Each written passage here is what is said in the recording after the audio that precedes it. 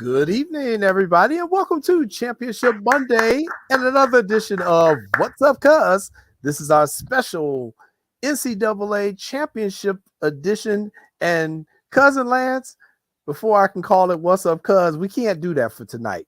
Tonight is something special. Tonight, we have a What's Up, Cuz extra because we're adding an extra cousin to the show. Oh, Lord. So we'll call this. Who do we have, man? We'll Which cousin did you get? What's Up, Cuz Plus, back by popular demand. Your brother Nick Irvin is here. We brought Nicholas back again. We brought Nicholas back. Unbelievable. But they wanted Nicholas back. They wanted to hit Nick's passion. They wanted Nicholas to come back. You have to give the people what they asked for, Lance. That's the way this business works. And the people demanded it. So let's bring him on. He's the assistant coach down at Western Illinois University. He's Lance's younger brother, my younger cousin. Nick Irvin is here. What's up, cuz? What's up, cuz? Hey, thanks for having me on again. You know I enjoy this. You know what they say, Jay? If you see one Irvin, you're going to see another one. I thought I had this show all by myself again. I was really trying to make my own niche in the business. Then here comes Nicholas. Hey, the people champ is on, baby. Nick, I thought you and Maya was doing y'all own show, Nick. The Maya and Nick show. We coming to a theater near you. To a podcast near you. We coming, baby. I don't know if mine want to go from that. Mine was throwing salt on you before you jumped on the show. No, Nick. she wasn't. I said, Mine, I thought you and Nick was having your own show. Oh, Nick can't get what he wants. Nick can't get what he wants. I said, dang, so that's how it is. What you represent tonight, too, cuz? Like, what you got on tonight? So tonight, I am representing the sport of volleyball in the AAU Volleyball Championships, which take place every year down in Orlando, Florida. A lot of volleyball being played right now on both the club scene and on the high school scene. So I said, hey, I'll wear a little volleyball shirt today. Plus, I was golfing earlier, so this shirt just kind of that's what I had to feel. I'm filling in for you on shows. Thank you for my opportunity. And we said you were probably out golfing. So you just like, what is it, Jason Tiger Woods or something, or Jason Nicholson or something? It's 75 degrees. It's sunny. In early April, those days require you to play golf. You know what? See, I'm sitting here with my go get it shirt on because that's what people saying tonight. You gotta go get it if you don't get the championship. You gotta go get it. But I thought you was gonna talk about the NCAA women's volleyball tournament too now, because you know they did the brackets for that. They did. They did do that, and that is actually scheduled for next week's show. You're jumping ahead of us. This week we're doing basketball. It's the basketball championship. Oh, okay. I'm just saying because you know the Irvin families, we understand our sports now: football, baseball, basketball, and we don't believe in having side pieces. Nick, who's your favorite football team, Nicholas? Right now, it's the Bucks, baby. It's Tampa Bay, baby. You know, I'm a TB12 fan, so I gotta go with Tom Brady. But I am the Bears fan. I am, but they tease you. They tease you every year. And then, you know, that's why I always had to have two teams. That's why I'm a Tom Brady fan, baby. Nick, you sound like Jason and Maya, Nick. You're not supposed to be on their side. They talking about they have a side piece. This side piece is the Miami Dolphins. Maya's side piece is this team in hockey, the Seattle Kraken, and all this. I can't keep up with them, Nick. I have one team in every sport. In basketball, it's the bad boys, even though we suck right now. Right. In football, it's the Bears. Baseball, it's the Cubs. I mean, baseball, excuse me, it's the Sox. Please don't. Look, he don't even know. He just hockey. It's the Blackhawks. You know, I'm starting to be proficient in my hockey stuff, Nicholas. You always like the Blackhawks, man. That's your favorite. Yes. You know, we got the big cat, I call him. We got the Brinkett. Yeah. We got Kane, 88 out there. Yes. Kane we got Subban, the goaltender. Man, I'm rolling, Jay. I'm starting to learn that. You've come a long way. You've definitely come a long way. I can't lie. And cuz you've been teaching them. I've been trying. Let's say that. I've been trying. Well, let's introduce everybody to the show. Welcome to What's Up, Cuz. If this is your first time watching, we appreciate it. If you're watching us on the YouTube live station, go ahead and click like and subscribe to that channel. If you're watching us on Facebook Live, go ahead and send your comments. We'll try to put as many comments on the air as we can for tonight as well to say hello to us. And also, if you're watching us on the app, the SportsZone Chicago app, and don't forget, you can download that SportsZone Chicago app in 3 different places. You can download it from Google Play Store. You can download it at the Amazon Play Store, and you can get it at the iTunes store, baby. Store. iTunes store. I'm So, ready to go. so those are 3 places you can get it. And this is an interactive show. Tonight, we're only going for 1 hour because we do have the NCAA Men's Championship game taking place tonight between Gonzaga and Baylor. And that's why we got extra Irvin on the show to help break it down for us. So we're going to talk about the Men's Championship game at 6:30. We've got Joseph Phillips coming up about 6:15. He's going to talk to us about what he's got going on and a little bit of the Bulls. And he and Nick will talk about that a little bit. But before we get to any of that stuff, let's talk about the Ladies Championship game that took place last night. And I'll say this, just the tournament as a whole for the women's NCAA basketball, I thought was very well played. I thought the ladies went out there and left it all on the court, and we had some very, very good basketball. And it, last night you have to crown one champion, and it went down to the wire, and Stanford was able to hold off Arizona and win the championship by 1 point. Nick, what were some of your thoughts on last night's women's championship game? Well, I thought it was a well-coached game on both sides. The players showed up and showed out, and it came right down to the end. And unfortunately, a team had to lose, but it was an amazing game. I'm a big fan of women college basketball and just women basketball in the whole. And I thought they did a great job of putting on and especially through a pandemic like this, and so everybody could get a good seeing what women's basketball is about. Lance, what were your thoughts on last night's game? First of all, I thought, kind of like Nick said, I thought it was well coached. But I also thought throughout the tournament, Jay, I thought it was well played tournament, and I thought all the teams played that represented their universities real well. And I thought it was a lot of talent. I thought young ladies made a name for themselves. Is it Ari McDonald? I want to say her name right. Yes. I thought she just blew up. She came out of nowhere, and she showed what she had to do. And I thought in terms of the Final Four, I was happy for Dawn Staley. You happy we were representative in the tournament. With that being said, anytime you have 2 black coaches in the Final Four, which is the pinnacle of women's basketball, NCAA basketball, I mean, that was key. But in terms of the game last night, Stanford was played really well, and Arizona would play well too. One of the things I took from yesterday's game is, the coach from Arizona, Coach Adina, people don't realize she just had a baby a few months ago. And she was still, breastfeeding, and they talked a little bit on the broadcast is that at halftime, she's back in the locker room talking to her team, but she's also pumping out breast milk for the baby who's there at the game. And they use warmers to keep the milk warm for the baby. So, I just think that's remarkable. And, just very proud to see her out there representing African-American women coaching at some of the highest levels in college basketball. And, Arizona, Nick, they really played well because going up against Stanford, I know the mascot for Stanford is like the tree, but tall women they got on their team. And you can tell every time, they penetrated the big center for Stanford, she's just sitting there. It's like she playing volleyball. Yes, she was. She did her part. She controlled that paint. But I thought one thing I thought. Go ahead, Nick. I was about to talk about the Arizona coach, Coach Barnes, right? One thing I love about her, she was into her team and into her players, and she knew everybody was against her. So she used that for her and her team to be successful.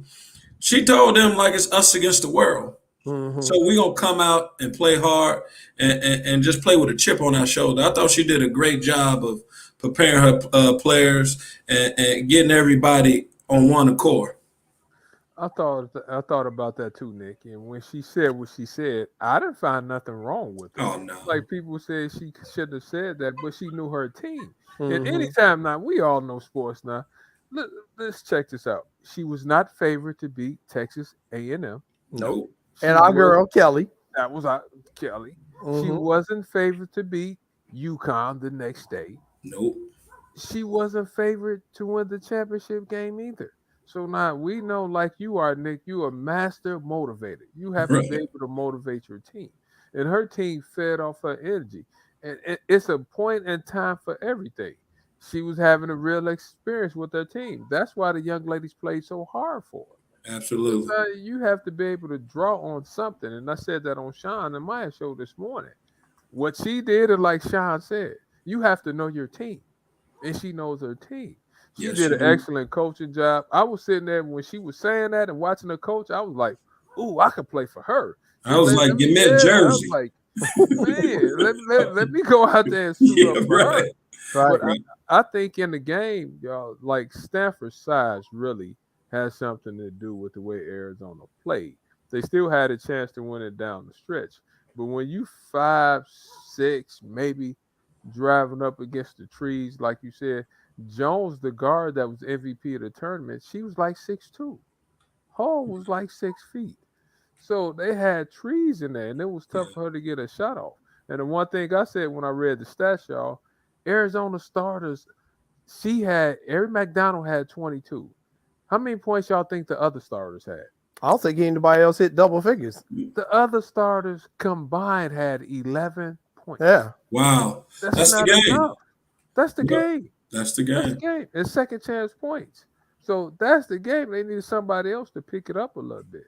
That's the only thing I think which got Arizona. Yeah. Nick, what were your thoughts on just in terms of the scheme that Arizona was trying to run against that Stanford defense? I think they did a good job. Coach Barnes had them prepared, had them ready to go, and the size just wore them down. If Stanford length, size, it just wore them down. And Erin McDonald, she's a talent. She's a talent. She gave it all she got, and she's been taking a lot of slack about the shots she took at the end.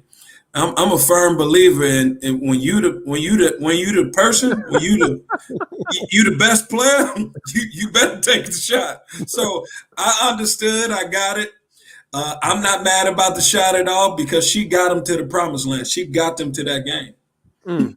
Yeah, I was going to ask you, both of you guys, about that from a coaching standpoint. So they had 5 seconds left. They called a timeout. You draw up a play from the sideline. And it was very interesting because after the game, they said, well, we knew where the ball was going. And we just said anybody but her. And she ended up being triple teamed Right. on that shot. In that situation, Nick has given us his philosophy, Lance. If you're the best player, shoot it. What was your philosophy on that player? What would you have liked to have seen different, if something?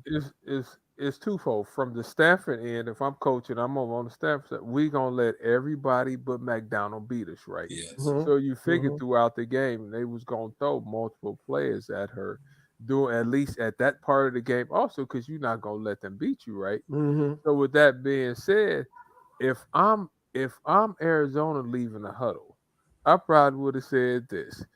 We coming to you if you get a chance, shoot it. But also I do know this. They're gonna do everything they can to not let you beat us. So make a play, but not keep your head up. And I think 7 out of 10 times, y'all, if you look at it, somebody always cutting under the basket wide open. If you jump in the air like you're going to shoot, somebody will turn their head. Just watch all the game. Somebody will be wide open up under the basket. But now, with that being said, though, she was hotter than a firecracker. Yeah. 2 games before the championship game, she had hit 15 threes in those games. She would have shot my ball. I mean, I just would have told her this. If you got it, just make me a play. I have confidence in you to make a play. The ball hit the back of the rim, and she kind of threw it up. So she was on target. It just hit the back of the rim. So you can't fault her. I'm not saying she shouldn't have shot it. I mean, like Nick said, she was the best player out of everybody in that NC2A tournament. What name is everybody saying right about now? McDonald. I know I'm saying who else are they saying? And I know basketball. They saying who? Dee Richards from Baylor. They saying maybe Jordan Nixon from Texas A&M because she had that performance. Mhm. But everybody not, what have you done for me lately? She been there, so everybody talking about her. They said she's on the draft board. She went from not being on the draft board to getting on the draft board. Right, because I've been following her for a little bit because she's from Fresno, Oh, yeah. California. Mhm. So, a lot of my buddies, they always talk about her. They was talking about how good she was, and so I've been following a little bit. But now that the tournament was there, I really followed it, and I was like, whoa, she is really really good. But that if she get that shot and be in that situation again, I guarantee she'll make it. Now she's been through it. She's seen it. She might have would have made a pass. She might have would have. But when you're in the heat of the moment, see, a lot of people don't understand. When you're in the heat of the moment, you really don't see nothing. The clock going down. You're just trying to get a shot up. That's right. Just imagine if she didn't get the shot up, then they would have been like, oh, she didn't get the shot up. She didn't get the shot up, but she got it up. She did. She did. I think I felt more for her father who was in the stands. I was hoping the poor man wasn't going to have a stroke. They kept showing him in the stands, and you could see he was into every single point. It was also good to see Russell Wilson there supporting his sister who plays for Stanford. So I thought that was great. We know he's not coming to the Bears a quarterback, so it was good. It was good to see him out there supporting the women's game as well. And I just thought women's basketball really did a good job of promoting themselves in the NCAA level this year, especially during the pandemic. And Lance, you and I know because we've had the WNBA Chicago Sky on our show already, and the season for them starts next month. So we look forward to having Coach James Wade and many of the Sky players back on our show here going forward. Let me ask both of you guys, and this is something that's also a little bit different with the women's game. So they just wrapped up their women's championship last night, but their draft is literally coming up like next week. Whereas with the guys, they get months to prepare for the draft. With these young ladies, they're getting a week before they know they're drafted, and then their training camp is almost starting right away, and then the season is within a month. Talk a little bit about what type of transition that is, because I know we've had players with the Lady Irvin Fire who've gone to play the WNBA. Talk a little bit about what that transition has got to be like for them to go straight out of college and right into the Fire. I mean, you would say it's happening real quick, right? You're going from college basketball where the WNBA is probably a little bit more physical and it's better players. So now you jumping into the Fire now. And you're making a quick transition. You just got finished playing. Your body really doesn't have time to rest because everybody needs a little time to rest your body. I don't care what you're going through. Now you're jumping out there playing against Breonna Stewart. You're jumping out there playing against Candace Parker. You're jumping out there playing against Dee Taurasi and those players. So now everybody's stepping their game up a little bit. So it has to be tough, but then you got some people that's mentally tough. Like I think Collier from Texas, who they all saying should be the number one pick. Yeah, Collier, I think she's ready. But that transition, Jay, you have to have a learning curve, and I think with a shortened training camp, basically because they going right into it, it's gonna be tough early on. But you have to give them a little bit of time. Yeah, I think it'd be tough. It'd be tough. They're going right into it, right into the draft. They don't have time to prepare for anything. But they pros. They trying to be a pro. They want this. So at the end of the day, they got to be ready and prepared for anything. And like Lance said, Kalia from Texas, I think she probably should be the number one pick in the draft. And with them knowing that, I think they'd be fine though. But it's a lot of good girls out here that could play the game, and this is what they dream and wanted. So they should be ready and prepared for it. Because I just think the real interesting thing is that when you're playing in the men's team, you at least got a couple months to hit the weight room to put the weight on that you're gonna need to take that pounding. But with these young ladies, they don't have that. There's no time to start building up muscle strength. You've got to learn a whole new system. You've got to get used to entirely new teammates, brand new coaches. They play more games in the WNBA.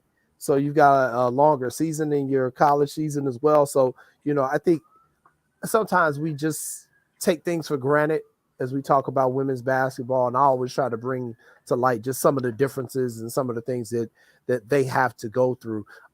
Let's talk about Tara Vanderveer, the coach of Stanford. Obviously, she's a legend.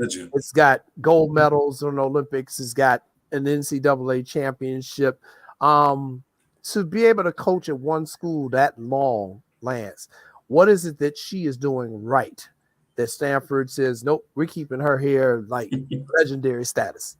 A couple of things. First and foremost, I think that administrations help you win championships, right? Mm-hmm. So you have to say her administration, they getting along with her. And they giving her everything she needs to do, at least in this point in her career, that she needs to do to be successful. You don't last at a school 29 years unless you're doing something right, unless the right people like you, and unless your team winning and your players are graduating. So she's doing everything she needs to do. She's winning at a high clip. I'm happy for her. That's the first time she won a championship since 1992. Right. And Stanford is a really good school. She doesn't have to job chase because they taken care of. Stanford probably have, other than their facilities being a little bit older, Maple Pavilion where they play, everything else has to be on par. She's getting some really good students. She's getting everything she needs. I mean, Stanford is in a beautiful place. Palo Alto is beautiful. Football, basketball, they have every sport you name, and their academics is high. So she's in a great place, and she's capitalized on what she needed to do. I wouldn't, if you call me in Stanford, hey, Jay and Nick, why don't y'all come visit me? Y'all coming, it's like 90 degrees outside. You seeing palm trees everywhere. So she found her niche. They stuck with her, and she's sticking with them. And she's a remarkable coach. You don't win those many games if you're not able to coach too much. I agree. And Nick, Vanderveer, in addition to her being successful, she's put some players in the league too, right? Yeah, she put a number of players in the league, and she gonna continue to do that as long as she coaching. I mean, the thing what I love about Coach Vanderveer is she's 67 years old. She got a lot of energy, and she won 1,000 and something games. That's a lot of games, and she's still going. She could coach until she, probably 75, 73, somewhere. But that's a testimony to the kids she probably having. They're not putting a lot of stress on her. She just coaching her butt off. I mean, if you look at it, Jay, they said they had something like they was on the road for, I want to say, a couple of months, right? When that was the next question I was going to ask both of you guys. So, they didn't have a home game all year. They didn't have a home game. They playing on the road. Now think about that. You don't have a home game. I know a team that, but anyway, you don't have a home game. Think about their bonding. Think about what they did off the court. Their bonding had to be stellar. They wasn't home for months, and they still found a way to win. I think they only lost like what one or two games. Not a lot. Not a lot. Yeah, not a lot. Games. So what those ladies had to do, their toughness showed out. And then when you go into the bubble, right? They were gone for another 3 weeks. When you call them road warriors, that's what they need to be called. And hats off to them because that had to be tough. I mean, if I'm gone for a month from the house, if I'm gone, period, I did 40 days somewhere one time before, and that was tough on me. So shout out to them. That had to be tough. They were 31-2, Nick. They only lost 2 games all year. Oh, okay, that's right. 31-2. 31 with no home game. With no home games. Yes, I mean that's tough to do. 2 games and no home game and win a national championship. Like they should put her in the Hall of Fame 5 more times. Hey, Nick, let me ask you this, Nick. You don't have you playing 30 road games now. What type of message would you have gave your team going into that championship game? That's simple. One thing I told my team, listen, we always the road team, and we're gonna turn this road games into our home games.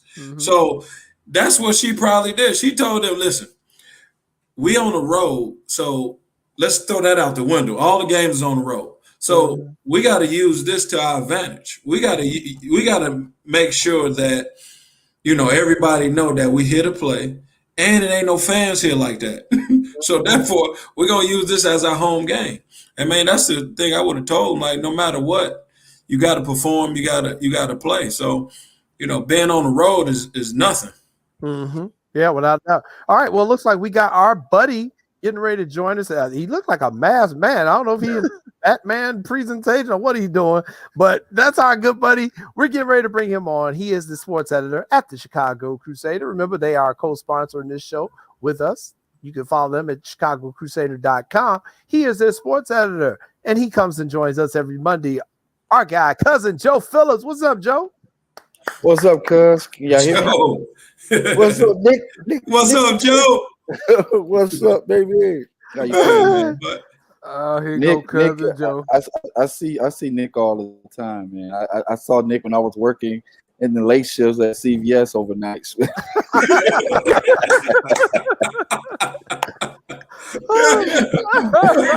Thank God those days are gone. Hey, Joe, let me ask you a question. What's your most memorable Nick Irvin moment? Oh, that's a good question. Oh man, I remember in 90 when I was at South Shore in 97 and 96. And Paul McPherson was playing for us. And Nick came in the gym and he was just as happy as anybody, smiling. So I was like, what is this guy about to do to us, man? He's the first guy I've seen shoot 3-pointers from half court and make it look easy. Just having fun with it. And he was just getting lathered up. The crowd was just like, what's going on, man? Wow. Thank God I wasn't playing at that time. I wasn't on that team. I came the next year. I remember that game too. The thing I remember, they threw Paul McPherson the alley-oop, right? Oh, yes. Chris Royale had it in his hand. Never forget it. He had it in his hand. I'm like, Chris, outlet. Man, Paul took the ball out of his hand and dunked it on his neck so hard, man. And he's just like scratching. Oh, my gosh. Yes, I definitely remember all that. And also just covering you during the city championships. And, you guys, I know when y'all won state, I was covering you guys that year. So I know I see you every now and then, but sometimes I see you in some of the weirdest places. Then I did a story on your brother, Mike, and then also Lance, so I see you guys all the time, man. You do a great job too, man. Man, you Thanks, unbelievable brother. job. What you give back to the city, and you make sure people get out the good things about the coaches, players, and everything. Yeah. You do a phenomenal job. Thanks a lot. So I'm at the Cubs game right now. We're about to kick off. About to say stadium dropping Joseph. I knew he was somewhere. I had to stick that in there. Last day for you. Where are you at and what are you working on? Jason, I'm stealing it. He's in Wrigley I'm Field. in the press box, man. There's two brothers in here. Two brothers in the press box, me and Jerry Riles. Can you get what's up, cuz? Nick, you see how they do me, Nick? Maybe he might get us if you come. We'll call Julian. Julian take care of us, man. We'll get Jay Green to definitely look out for you. Man. So but it's hard to get up in this. It's hard to get up in here. I know it is. Hey, Joe, let's ask you, what do you have going on this week in the Chicago Crusader newspaper? Well, I did a piece on the Bulls beating Brooklyn yesterday. I was at the game. It was an amazing game watching my main man, Nikola Vucevic and Zach get off.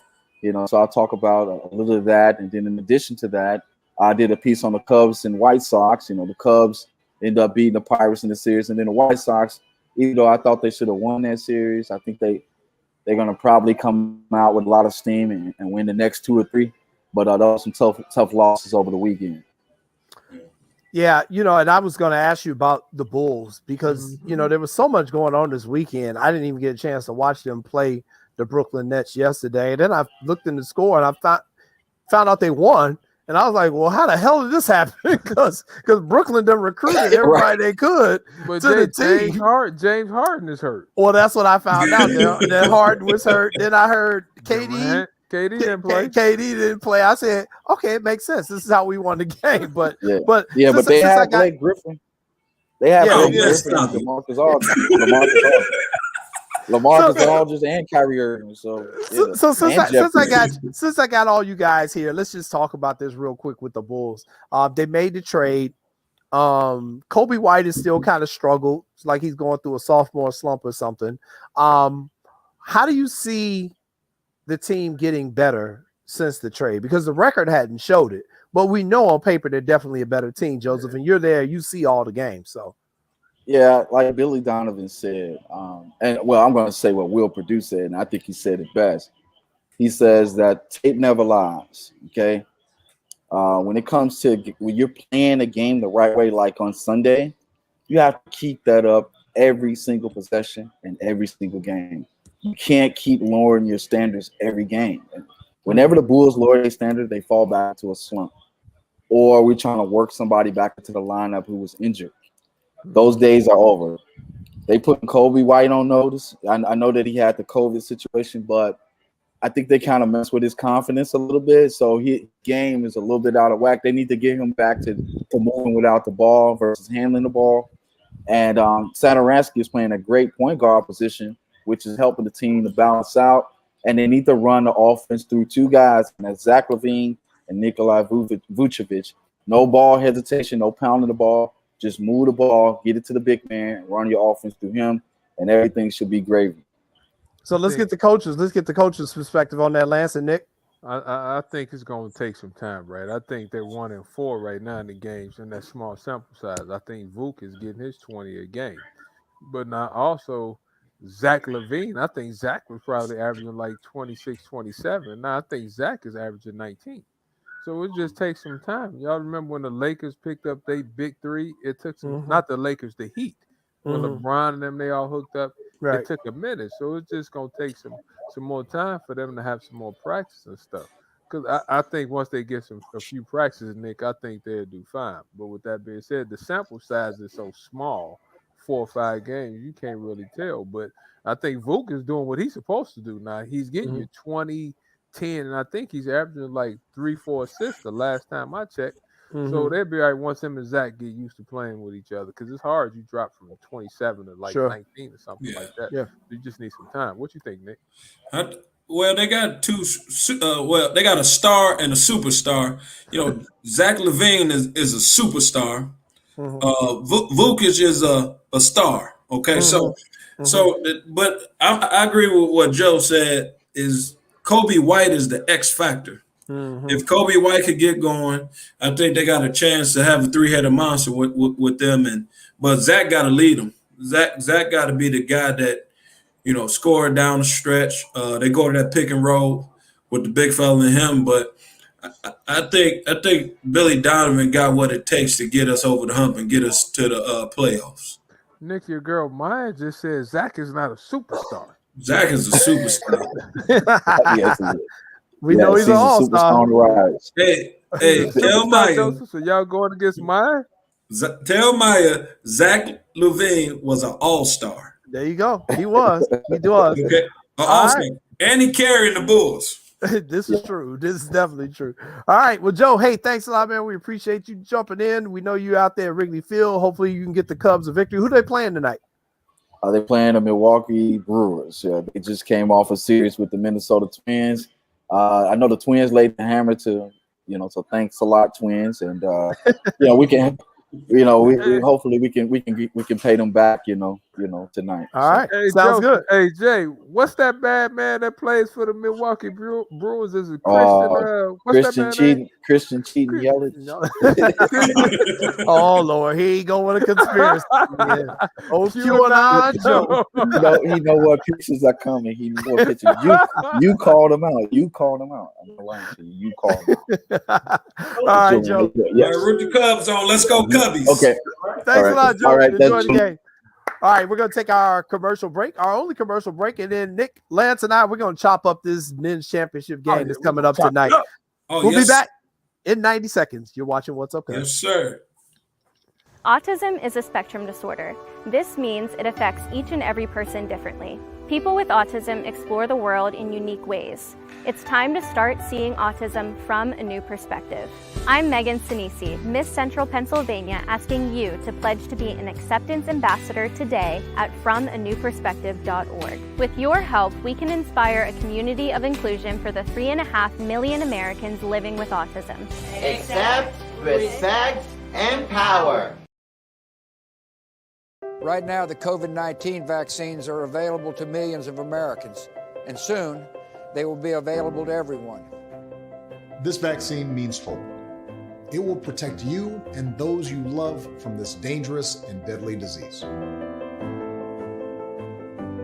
I want to go back to work and I want to be able to move around. To visit with Michelle's mom, to hug her and see her on her birthday. You know what I'm really looking forward to is going to opening day in Texas Ranger Stadium with a full stadium. We've lost enough people and we've suffered enough damage. In order to get rid of this pandemic, it's important for our fellow citizens to get vaccinated. I'm getting vaccinated because we want this pandemic to end as soon as possible. So we urge you to get vaccinated when it's available to you. So roll up your sleeve and do your part. This is our shot. Now it's up to you.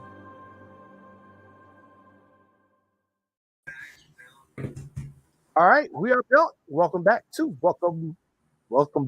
What's Up Cuz Extra, because we got an extra cousin on tonight's episode, Nick.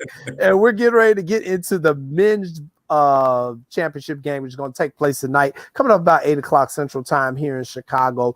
Before we get into that, once again, Lance and I just want to say thank you to all of the female guests we had on in the month of March. We honored females in athletics, and boy, did we have a lineup all throughout the month of March, and they were really great guests. So we just want to say a personal thank you to all of them. And we do have an extra interview that we didn't get in the month of March, and we're going to do next Monday with Ashley Johnson of USA Water Polo. And you all need to tune in. It was something Lance and we had to end up pre-recording that one, but we're going to bring it to you next week. And it's a great interview. So you all are going to love that one. So it's great. Yeah. So make sure you tune in for Ashley. And then we're also going to talk some bodybuilding next week. Nick, we talk about everything on this show. I'm going to let Lance say who it is. Nick know him too. We got a world-class bodybuilder. Who you got? Allende Avery. Oh, yes, He has sir. his professional card. Yeah. That man is transformed his body. He look almost like I look this morning. Why is everybody laughing? Because we saw the video this morning. That's all. It was haters. Y'all didn't like my performance. I put on the show this morning. Maya gave me a compliment. Jason gave me a compliment. I'm just glad you didn't get hurt. That's all. Oh, no. I said, okay, he throwing up a lot of weight. They got had about 1,000 views already. People asking me to be their trainer and calling me Sexy Lance. Oh, man. What's wrong? Oh, that's scary. And on that note, we will definitely transition to our next topic. The men's championship game tonight coming up. Gonzaga and Baylor. Let's just get right into this one. These have been the top two teams all year. It's with all the craziness that happened in these brackets, still the top two teams who everybody kind of wanted to see in the championship game are going to meet up. Lance, I know you kind of went with Gonzaga here. You said, hey, it's going to be hard to beat these guys, and you think history is going to be made because they're going to run the tables. So just want to get your thoughts on it. But there's a but. Stop right there, cuz I can't do my man Alvin Brooks Jr. like that. They came on our show. No, I can't do my man AB like. Here's the reason why I think. Bottom line, Jalen Suggs is a really good offensive player, right? Yeah. He's really, really, really good, Nick. Would you agree? Drew Timme is a good offensive player, right? Baylor has a lot. I mean, Gonzaga has good offensive players. Baylor has good offensive players, correct? If we all agree. Now, but here's the thing. If the score is 81-80, Baylor's up. Baylor defense is good enough to stop anybody from scoring one possession. I don't know if Gonzaga can do that. All I know is this. Davion Mitchell, a.k.a. Nick must have gave him his nickname. Off night? That's what they call him when he's guarding somebody. You're going to have an off night. I like Suggs. We going to see how good Suggs is tonight. Now he's a good player. Now don't get me wrong, but like I tell Nick, you have to be able to take somebody out the game. Who you gonna take out the game? We know who Davion Mitchell guarded. Mitchell was the defensive player of the year. Who do y'all think he's guarding? He's gonna guard Suggs. So now with that being said, though, we're gonna see. I think it's gonna be a good offensive game. But if it's one possession, I gotta go with Baylor. All right, Nick, let's hear your thoughts on just kind of overall what you're looking forward to for tonight's game. Well, I'm looking for a good game because everybody's been waiting for this game across the country. It's a great matchup. It's a great matchup to see. But if I had to pick one, I had to go with Baylor. Reason why I'm going to go with Baylor because I like their guard matchup. I like the way they play defense. You got Butler and Mitchell, arguably the best backcourt in the country. And they take pride in defense. They take pride in stopping people. So if it comes down to a few possessions, or one possession, I'm gonna go with Baylor. Plus, I'm a little biased because Alvin Brooks, is my guy, and Tang over there, Coach Tang. That's my other buddy. So I'm a little biased. I gotta go with them guys. Let me say this because Gordon Voigt, aka GV, just said something about Roger Powell, right? Roger Powell's assistant for Roger over there, U of I favorite. But let me say this: what I think Gonzaga has to do to win, Timmy has to be big for them, and he's had an excellent tournament, Drew Timmy.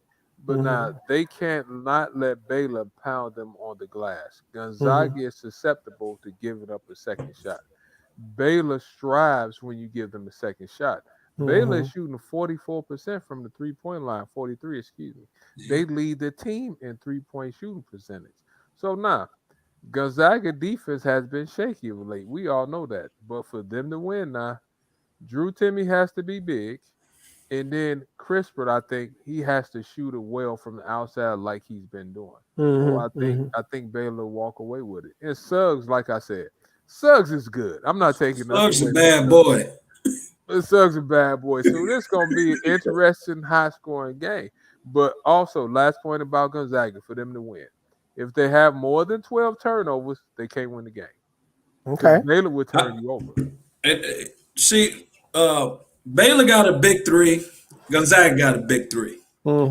Nimhard for Gonzaga, Suggs, Gonzaga against Butler and Mitchell. If whoever win that matchup right there will walk away as the national champion. But my big fella, what's my big fella? Vital? Mark Vital. Big Mark Vital. Time. He got his hands full tonight. Vital only 6'5", Nick. Hey, listen, man. I don't care. So you think Vital gonna match up against Timmy tonight for a man? Timmy got his hands full tonight, but Timmy is a workhorse. Timmy gonna play hard, but my man Vital, he ain't giving nothing easy up in there. At 6'5", he played like he's 7 feet. Yeah, Nicky, you haven't even talked about Maceo Teague yet. Oh, yeah. And the big fella, I can't pronounce his name, Chachu, what from Baylor. That was a terrible pronunciation. Let me ask both of you guys, how big of a key will the bench be in tonight's game? Or do you see both of these coaches leaning heavily on their starters and just playing them in maximum minutes they can get out of them? Let me say this.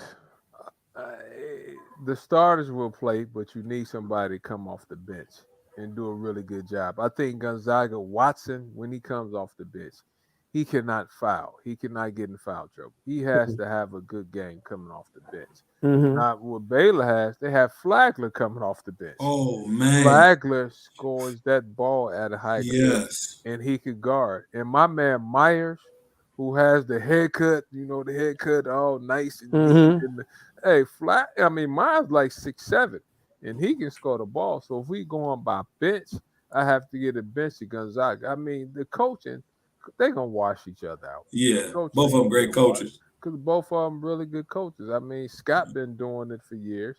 I love what Mark Few does. Mark Few probably does a great job of putting his players in situations where they can succeed. But he also now, if he sets a weakness, if he like he did the other day against UCLA down the stretch, he ran a weave and he kept putting them in the 1-5 pick and roll with Timmy and Suggs because Right. he knew UCLA was switching everything. So Yeah. he went 1-5 pick and roll down the Mhm. stretch and it kept working for him. So I think the coaching to be a wash. And that's a good point you made with that 1-5 pick and roll.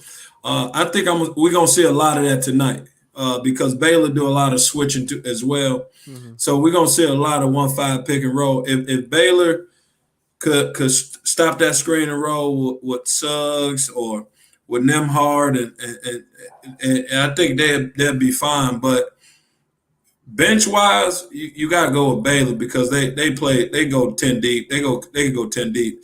You have to get in Gonzaga bench. You definitely have to get in their bench. But like Lance said, the coaching gonna wash each other because both of them great coaches, and it's just gonna come down to the stars making plays. Mhm. Whoever would make plays down the stretch. So let's talk about this issue as well in terms of the style of play.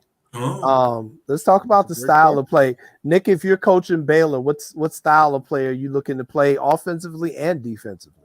Well, if I'm Gonzaga, I got to stop Baylor in transition. That's one thing I got to do. I got to stop him in transition. Kind of run him off the 3-point line. Make him make tough twos. If I'm Baylor, I got to stop Gonzaga in transition. So both teams like to get out in transition, but if whoever could play in the 60s, I think that'd be fine. But Gonzaga, I don't think could play in the 60s. I think they got to play in the 70s and 80s to be successful. And if Baylor could keep them under that, I think that'd be fine too as well. You know, when you talk about what Gonzaga needs to do, like I mentioned earlier, they can't turn the ball over. Yes. 12 turnovers and more. Baylor thrives on the turnovers. So they have to take care of the ball. And when we talked about the bench, Jay, I looked just to make sure I was looking right. Last game, Baylor played 7 guys. They normally play 7. Yeah, that's why I asked the question. and I knew I was right. I just had to make sure. You know how you like. Let me make sure. They can go deeper than 7 though. they gonna have to, because here go the thing. If you watch the UCLA game, right, Timmy got in foul trouble. That's why I said Watson. Watson had to play. Baylor, I assume now, if Baylor like running screen and roll also. If they get Timmy on the ball screen, you can watch early on, they're going to go right at him. If I'm coaching over there too, I'm saying we need to get him in foul trouble. And I think the key for Gonzaga is this. I said this on Sean's show early. My man Crispert, he has to shoot that ball at a high clip tonight. He has to, because you could catch Baylor. Baylor does, like, sometimes Baylor tag on defense where they bump the man off the screen roll. So now, if he's on the tag side, when they tag him, they throw it over there to him now. He can make that shot. So it's going to be interesting if Baylor, because Baylor going to switch, but also Baylor tag sometimes too when they're in a scramble situation. So it'll be interesting. Which team do you guys think has the better half-court offense? Go ahead, Nick. I think Gonzaga does. I think Gonzaga got a better half court game because they got Timmy in the inside. They got Suggs can get downhill. Nemhard can get downhill. I mean, they more could be a half court team, I think. Yeah, I agree with Nick on that. When you asked the question, Jay, I said that's another great question. Yeah, it is. I think Gonzaga has the best half-court offense, and the reason why I say that because they could throw the ball inside to Timmy on the post, and he'd get you 2. So when they need a basket, I'm not sure, other than a lob to the big fella, I'm not really sure who Vital Mike can get you 2 down there if he's wrestling. But with that being said, we know Timmy could get a bucket. 17. He's gonna get you a bucket down there. That's right. I'll give them the thumbs up. So with that said, and so So we're saying Gonzaga has a better half court offense. You guys are coaching. If you're Baylor, what are you going to play on defense? Are you playing zone, matchup zone, some man, some half court trap, some full court press? You know, what do you may even do a boxing one. I don't know. I'd like to hear from the Irvins. I'm gonna let Nicholas Irvin go first because Nicholas Irvin will throw some stuff out. When we was coaching downstate, this man went to a 2-2-1 half court trap against Fenwick, and I didn't even know what he was doing. I looked at him throw the ball 5 times. I was like, "Dang, Nick, that was a great idea." I was like, "I didn't know you called it." All right, Nick, what you got there? To Nick first. Well, if on defense, if I'm Baylor guarding them, I ice every ball screen. I ice every side pick and roll. A top ball screen, 1-5 pick and roll. I'm gonna corral them. I'm gonna corral them because that's a look that nobody really never gave them. Because one thing what Baylor does, they tag a lot anyway. So I corral them 2 guards and just keep your body there at all times with them, and then just make other guys beat me. I think with Gonzaga, Jay, that pressure started off the game too from Baylor. They have, UCLA was a pretty good team. UCLA walked the ball up the court a little bit. So with that being said, though, that's why if you look at Gonzaga's defense, right? UCLA walked the ball up the court and still had 44 at halftime. They had 44 at halftime. Yes, they did. So if I'm Baylor, everything is a push. And we know Baylor offense, their defense dictates their offense. Not saying they're not a heck of an offensive team, because when you have Butler can shoot it, Maceo T can shoot it, Davion Mitchell can shoot it, Myers can shoot it. They're a better offensive team than people think. But now, with that being said, though, Baylor has to take care of the ball also. They can't come down and just get sloppy with it early. Right. So one of the things that is coming to play in a lot of these games on both the women's and the men's side, we'll delve into it a little bit, it's the X factor. It's the one thing that you coaches cannot control. It's nothing that the players can control. Yeah. And that comes down to how the game is officiated.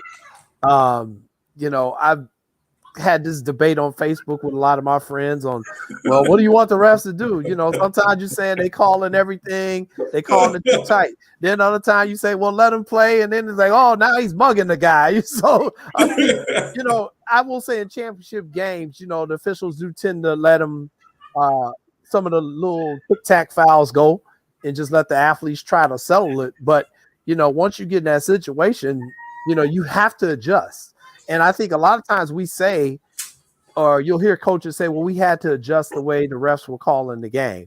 Tell me what that means for both of you guys when you say that, when you're out there coaching and let's say you're getting a game where they're letting them play. What type of adjustments do you have to make as a coach? My thing, you don't want the guys to get caught up in what the referee's doing, right? That's the biggest thing. Right, because they already going to be emotional. They're going to be amped up. It's a national championship game. So one thing you want to tell the guys that just go out there and just play. And what you want to tell the refs is this starting off. Just be consistent. Be consistent. The first 3 minutes of the game will let you know how the game is going to be ref. Be consistent. If you Scott Drew against Baylor, you got to let us play a little bit more.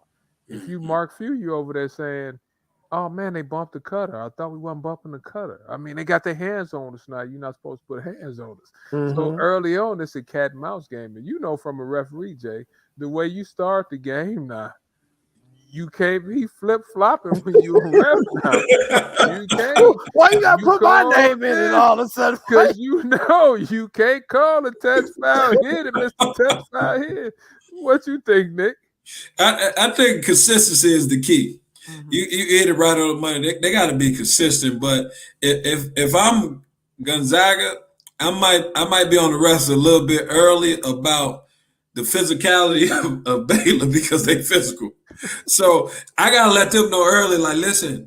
As soon as that first bump happened, come on, ref. You ain't see that? You got to be on them. But consistency is the key. But them ref, they on a big stage tonight, so they can't mess up. So, I used to coach when I'm city championship different from going through the state because you get one opportunity. You get one opportunity, one chance. So you want to keep the players grounded. You want to keep the players focused on winning the ball game, not the officials. So you just got to do a better job of keeping them focused, and then let them know I handle the referees. But they're on the big stage. They got to make big calls, but they just got to be consistent. Hey, Jason, let me ask you this. You made a comment on Facebook, which I said a couple of days ago. You said how everybody always saying down the stretch, basically play home, let the kids play. Right. What's your thoughts on that? Because it happened in the Baylor game where they missed a foul on D.D. Richards or somebody. Right. So for me, it's quite simple. I'm consistent. If it was a foul in the first quarter, it's a foul in the fourth quarter. And what I think the general public doesn't understand is that, people think there are a lot of unwritten rules in sports, which there are. But what you're seeing is that a lot of those unwritten rules in sports are going away. Bye-bye. Remember in baseball, if you bat flipped after you hit a home run, well, you knew next time up, they were probably going to throw at your head. Well, but now, we're starting to see in baseball players being able to express themselves after they hit a home run. So one of those unwritten rules is not going to be an unwritten rule anymore. I think the same thing with basketball. And I think the one thing that people think is that referees are taught, the last minute of the game, especially on the last second shot, you swallow your whistle unless the guy gets killed.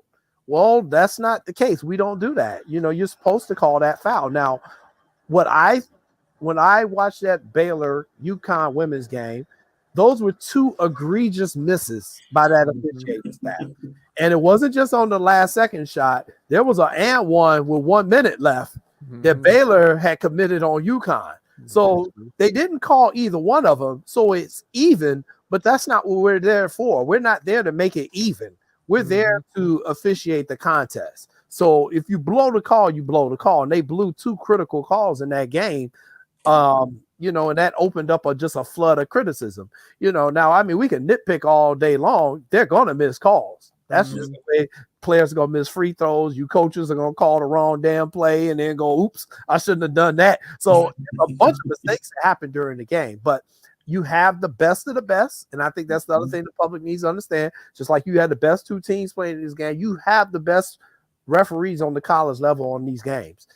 And we're all human. These are the best of the best. So, I don't know who else you want. You don't want me on the game because I'm not the best of the best. So, that's just the way it goes. So I just think the referees have become a lot of focal point for many people.